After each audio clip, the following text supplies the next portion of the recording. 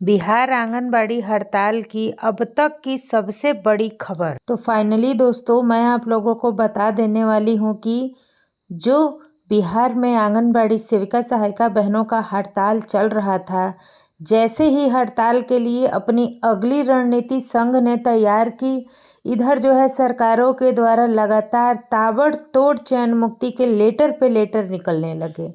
केवल एक जिले से नहीं, अब तक मैं आप लोगों को बता दूं कि लगभग 4-5 जिलों से जो है कि सामूहिक चयन मुक्ति के लगातार लेटर निकलने लगे।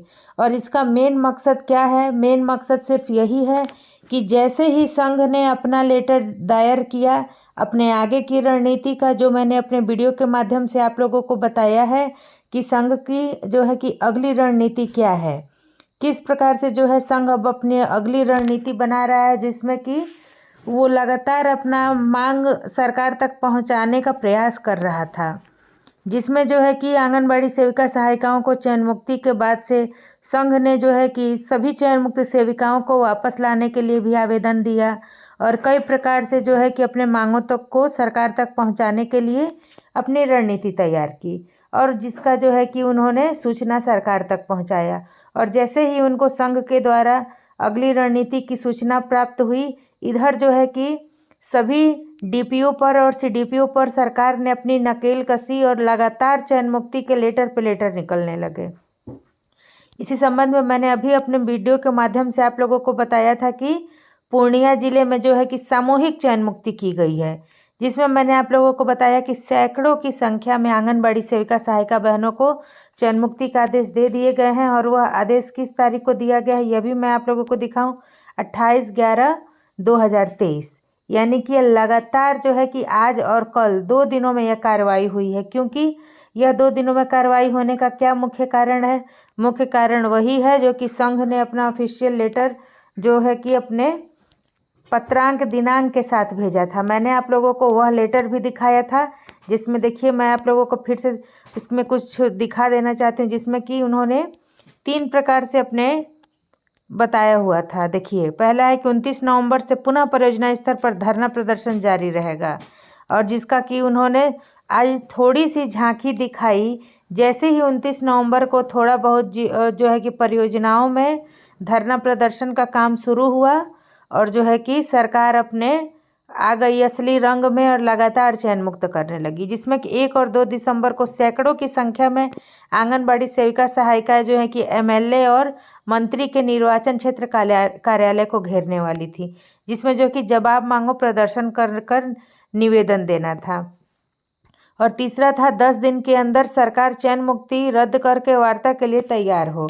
और जैसे ही जो है कि सरकार ने इस प्रकार के आवेदन भेजा गया संघ ने सरकार को, तो उसके बाद से देखिए आप लोग की जो है कि धरना प्रदर्शन भी हुआ, जिसमें कि धरना प्रदर्शन में सभी लोगों ने अपने कार्यालय के समक्ष धरना दिया। और धरना प्रदर्शन के बाद मैं आप लोगों को दिखाऊं कि देखिए आप लोग लगातार सरकार की जो है कि चयन मुक्ति की लेटर निकलने लगी, जिसमें मैंने अभी आप लोगों को दिखाया पूर्णिया जिले की। अब मैं आप लोगों को दिखा देती हूँ कटिहार जिले की। देखिए, कटिहार जिले का देखिए आप लोग की बाल विकास परियोजना कार्यालय फलका अंतर्गत कुल 148 सेविका के हड़ताल में रहने के कारण, यानी कि वही है घिसा पिटा राग वही अलापा जा रहा है कि 2013 अधिनियम खाद्य सुरक्षा, राष्ट्रीय खाद्य सुरक्षा अधिनियम, ठीक है। और इसमें भी देखिए आप लोग की 148 सेविका और 148 सहायिका को क्या किया है, इसमें भी जो है कि सामूहिक चयन मुक्ति किया गया है, ठीक है। अब एक और जिले का मैं आप लोगों को दिखा देती हूँ, आप लोग देख लीजिए कि यह देखिए कि कौन सा जिला है। यह जिला जो है कि गोपालगंज, ठीक है।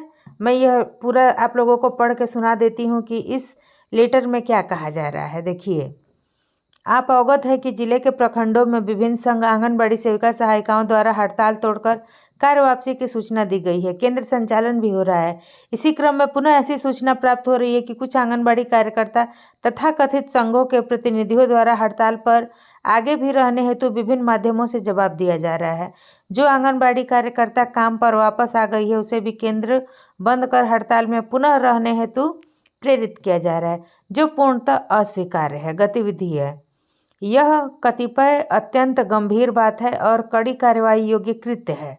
इसे विभागीय आदेश की आलोचना एवं सरकार की कल्याणकारी योजनाओं को बाधित करने का कार्य माना जाएगा। उक्त के आलोक में सभी आंगनबाड़ी विकास परियोजना पदाधिकारियों को सख्त आदेश दिया जाता है कि इस प्रकार की गतिविधियों में शामिल आंगनबाड़ी कार्यकर्ता के विरुद्ध चयन मुक्ति का प्रस्ताव अविलंब भेजना सुनिश्चित करें।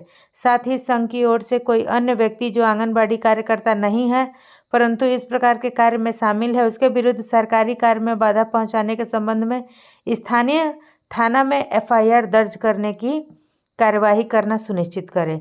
साथ ही बाल विकास परियोजना पदाधिकारी और महिला पर्यवेक्षिका यह भी सुनिश्चित करें कि सभी केंद्रों पर सुचारू संचालन हो रहा है। यदि इस क्रम में कोई केंद्र संचालित नहीं पाया जाता है एवं किसी सेविका सहायिका के कार्य पर वापस नहीं आने की स्थिति ज्ञात होती है तो आप अविलंब उन्हें अनुशासनिक कार्यवाही चयन मुक्ति का प्रस्ताव भेजना सुनिश्चित करें। अतः आप सभी बाल विकास परियोजना पदाधिकारियों और महिला पर्यवेक्षिका इसे गंभीरता से लें, अन्यथा आपके विरुद्ध अनुशासनिक कार्यवाही का प्रस्ताव सक्षम प्राधिकारी विभाग को भेज दिया जाएगा। ठीक है, यह भी मैं आप लोगों को लेटर दिखा देना चाहती हूँ कि यह भी कब का है, 28/11/2023 का है। ठीक है, तो इसमें भी यही स्पष्ट हो रहा है कि जो हमारी सरकार है एकदम दमनकारी नीति का प्रयोग कर रही है, जो कि अंग्रेजों के शासन में किया जा रहा था। एकदम हिटलर शाही नीति का प्रयोग हो रहा है, जिसकी हम सभी बिहार की आंगनवाड़ी सेविका सहायिका बहनें घोर निंदा करती हैं। मैं फिर हाजिर होती हूँ आप लोगों के लिए एक और यूज़फुल वीडियो लेकर के। तब तक के लिए नमस्ते।